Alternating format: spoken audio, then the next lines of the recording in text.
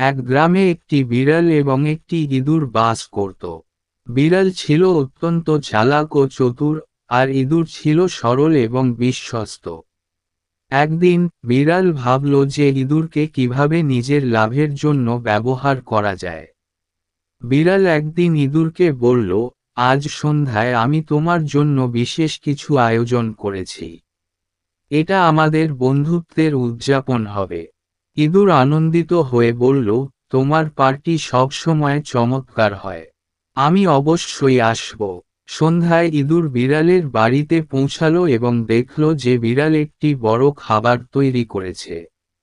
বিভিন্ন ধরনের সুস্বাদু খাবার সাজানো ছিল। বিড়াল ইঁদুরকে বলল, আজ তুমি আমার অতিথি, তুমি যা খেতে চাও তা খেতে পারো। ইঁদুর খেতে শুরু করলো, কিন্তু ধীরে ধীরে তার মন খারাপ হতে লাগলো কারণ বিড়াল তাকে অনেক বেশি খাবার খেতে বলছিল।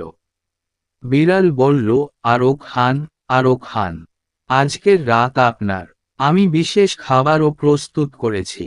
এটি একদম নতুন এবং সুস্বাদু। খাবার খেতে খেতে ইঁদুর তেমন কিছু বুঝতে পারছিল না, কিন্তু যখন খাবারের পরিমাণ অত্যধিক বেড়ে গেল, তখন তার মন সন্দেহের দিকে চলে গেল। হঠাৎই বিড়াল তাকে আক্রমণ করে এবং তাকে খেয়ে ফেলল।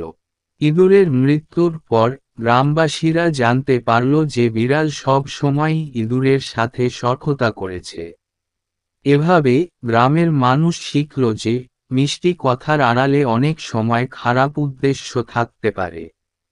তারা বুঝতে পারল যে সবার সাথে সৎ এবং সতর্ক থাকা উচিত এবং কখনোই কারো প্রলোভনে পড়া উচিত নয়।